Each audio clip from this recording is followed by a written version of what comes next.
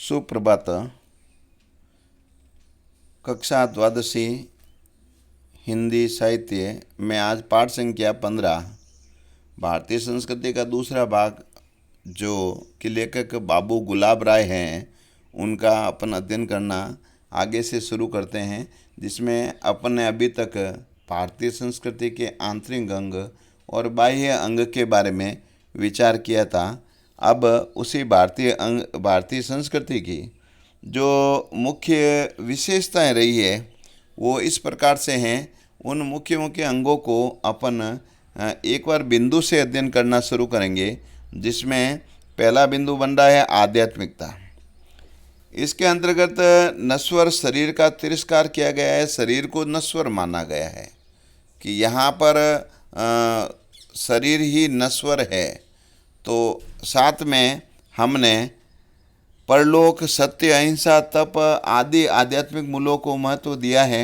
और यहाँ जो आवागमन की भावना, ईश्वरीय न्याय में विश्वास आदि बातों पर विशेष रूप से ध्यान दिया है। हमारी संस्कृति शुरू से ही तपोवन की संस्कृति रही है, जिसमें हमेशा विस्तार ही विस्तार रूप से माना गया है। साथ में हमारे यहाँ पर सबसे अधिक सर्वभूत हित पर अधिक महत्व दिया गया है। और सर्वभूत हित में आत्मवत सर्वभूतेषु य पश्यन्ति स पश्यन्ति, अर्थात सभी का भला हो, यही हम मानते हैं और सभी को एक रूप में हमने माना है। इसीलिए यहाँ पर हमने देखा है कि जैसे कीरी कुंजर में भी एक ही आत्मा का विस्तार देखा जाता है, इसी से गांधी जी की जो सर्वोदय की भावना को बल मिलता है। और हमारे यहाँ मनुष्यों ने हमेशा सर्वे भवन्तु सुखिनः का भाव और पाठ पढ़ाया है। यही इसी के साथ में इस नश्वर शरीर का तिरस्कार करने की भावना हमारे यहाँ के लोगों में, बड़े बड़े विद्वानों में रही है, जिसमें राजा शिवी, दधीची, मोरध्वज इसके ज्वलंत उदाहरण हैं। महाराज दिलीप ने तो उनकी गुरु जो नंदिनी थी उनको चराने का व्रत धारण किया था। साथ में उसकी सिंह से रक्षा के लिए वे अपने प्राणों की बाजी तक लगा लेते हैं।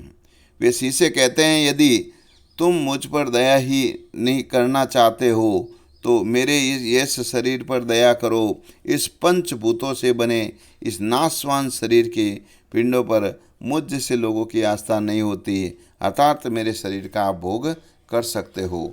और वे प्राण देने के लिए तैयार हो जाते हैं। अब यहाँ हमारे यहाँ मार्ग मूल रूप से देखा जाए तो साधना का मार्ग रहा है। तप, त्याग और संयम को यहाँ महत्व दिया गया है। क्या बौद्ध, क्या जैन, क्या वैष्णव, सभी लोग इन गुणों की हमेशा से ही सराहना करते रहे हैं। और भारतीय और पाश्चात्य दर्शन में हमारे रूप में एक ही बड़ा अंतर रहा है कि हमारे दर्शन का अर्थ होता है आत्मा का दर्शन है। हमारी भारतीय संस्कृति में आत्मा के दर्शन को ही मूल माना है, जबकि पाश्चात्य देशों में वे बुद्धि विलास के रूप में वे बुद्धि को महत्व अधिक देते रहे हैं। यही हमारी भारतीय संस्कृति और पाश्चात्य संस्कृति में मूल रूप से अंतर रहा है। अब दूसरा बिंदु देखते हैं, समन्वय की बुद्धि। यहाँ आत्मा की एकता के आधार पर हमारे यहाँ पर अनेकता, आत्मा में अनेकता में एकता देखी गई है। इसी से मिलती जुलती समन्वय की भावना है। हमारे विचारकों ने सभी वस्तुओं में सत्य के दर्शन किए हैं और उनका धर्म अविरोधी धर्म रहा है, अर्थात किसी का विरोध नहीं करना, सभी धर्मों को समान महत्व देना, सभी धर्मों का आदर भाव करना। इसीलिए तुलसीदास जी जैसे महात्मा ने भी, जो भारतीय संस्कृति के प्रतिनिधि कहे जा सकते हैं, जिन्होंने समन्वय की बुद्धि से काम लिया था, उन्होंने शैव और वैष्णवों को, हमारी संस्कृति में उन्होंने शैव वैष्णव को साथ में ज्ञान और भक्ति, द्वैत और अद्वैत और द्वैत और विशिष्ट द्वैत का समन्वय उन्होंने किया है। यहाँ तक आधुनिक कवियों में प्रसाद जी ने भी कामायनी में ज्ञान, इच्छा, क्रिया का समन्वय किया है, अर्थात मानव कल्याण में ज्ञान, इच्छा, क्रिया का पार्थक्य ही यहाँ बना हुआ रहा है। ये समन्वय की विचारधारा रही है। आगे तीसरा बिंदु लेते हैं, वर्णाश्रम व्यवस्था।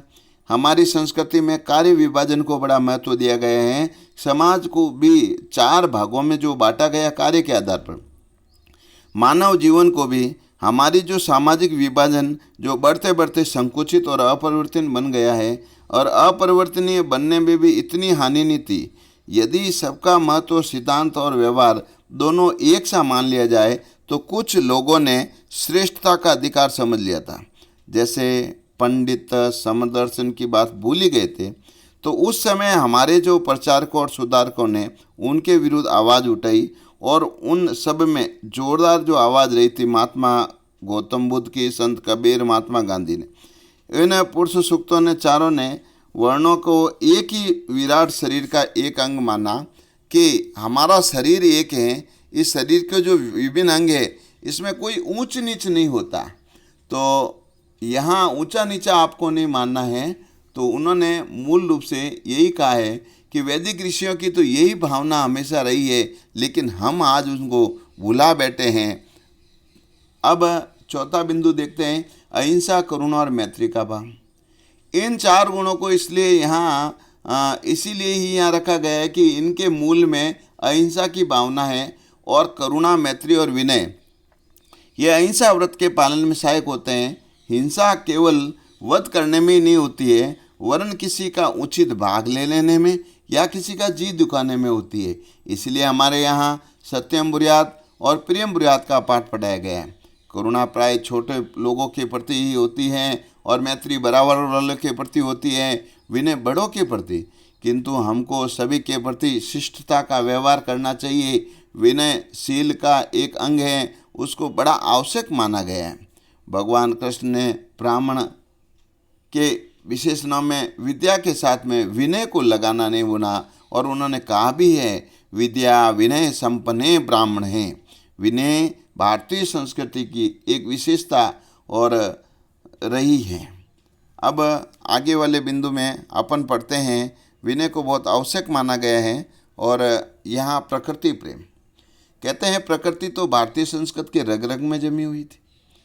भारतवर्ष पर प्रकृति की विशेष कृपा रही है। यहाँ सभी ऋतुएं समय समय पर आती रही हैं, पर्याप्त काल तक यहाँ ठहरती रही है।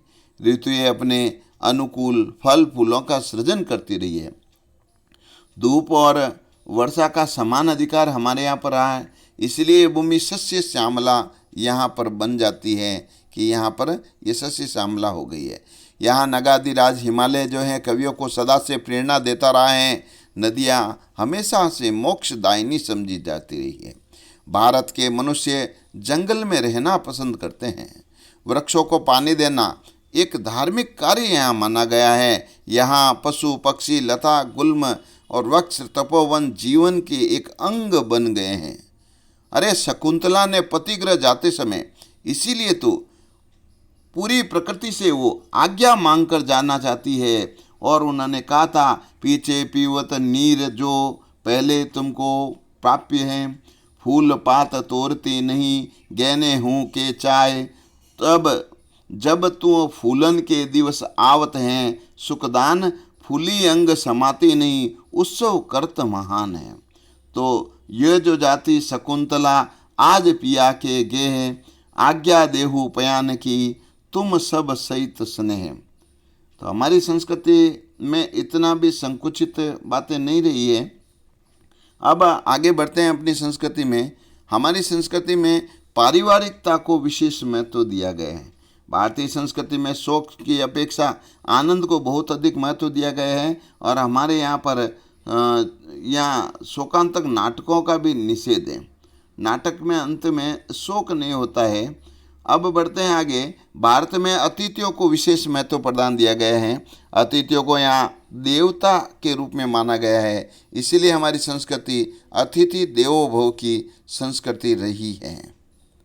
साथ में यहाँ पर पारिवारिक प्रथा में व्यक्तित्व के विकास में भी उन्होंने बताया है कि परिवार को भी इतना महत्व व्यक्ति को नहीं देना चाहिए कि आज जो है व्यक्तित्व की तिलांजलि हो जाए या व्यक्तित्व का कोई अस्तित्व ही नज़र ना आए।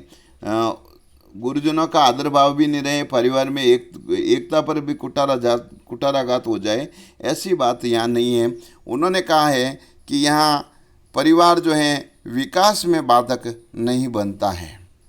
समन्वय की संस्कृति में अपन अंतिम बिंदु में आगे बढ़ते हैं कि हमारे यहाँ पर जो संस्कृति सबसे श्रेष्ठ से श्रेष्ठ रही है, लेकिन इस प्रकृति में हमेशा एक समन्वय होना जरूरी है। पारिवारिक समन्वय रहेगा तो हमारे यहाँ जो समस्या उत्पन्न होती है उनका समाधान करना उचित रहेगा। इसमें अंग्रेजी और मुस्लिम संस्कृतियों के साथ में समन्वय अपेक्षित है। इस समन्वय का अर्थ अपनापन को देना नहीं है, दूसरी संस्कृतियों को उन्हीं चीज़ों को स्वीकार करना चाहिए जिनको अपना पर हमारी संस्कृति समृद्ध हो सके। जैसे भाषा, पोशाक, रहन सहन आदि में अपनी चीज़ों का त्यागना जातीय व्यक्तित्व को हानि हो जाएगा और दूसरों की संस्कृति से अच्छी बातें आज हमें अनुकरण के रूप में हम अनुकरण कर सकते हैं, उन्हें ग्रहण कर सकते हैं। जैसे अंग्रेजी संस्कृति से सफाई, समय की पाबंदी, अनेक बातें जो हमारी संस्कृति के लिए उन्नति करती हो, ऐसी बातें हमें अपनानी चाहिए। लेकिन अपनी जो मूल संस्कृति के अंगों पर हमें ध्यान रखना चाहिए, उन्हें हमें नहीं त्यागना है। उन्हें त्यागने से हमें नुकसान है, लेकिन उनको हम त्यागेंगे नहीं और दूसरों की संस्कृति पर भी हम अतिक्रमण नहीं करेंगे। गृहकार्य की ओर बढ़ते हैं। महाराज दिलीप ने गुरु की गाय का क्या नाम रखा था? तो महाराज दिलीप ने गुरु की गाय का नाम नंदिनी था। भारतीय संस्कृति में हिंसा का क्या आशय है? तो भारतीय संस्कृति में हिंसा का जो आशय यहाँ देखा जाए कि वध करना ही हिंसा नहीं है, वध करना ही यहाँ पर हिंसा नहीं है। किसी का भी जो दिया हुआ अगर वापस नहीं दे सकते, न देना और किसी का मन दुखाना भी हिंसा है। तो भारतीय संस्कृति में अतिथि देवो भव का क्या आशय है? संस्कृति में अतिथि सत्कार का बहुत महत्व माना गया है। हमारे यहाँ अतिथि को देवता तुल्य माना गया है। धन्यवाद।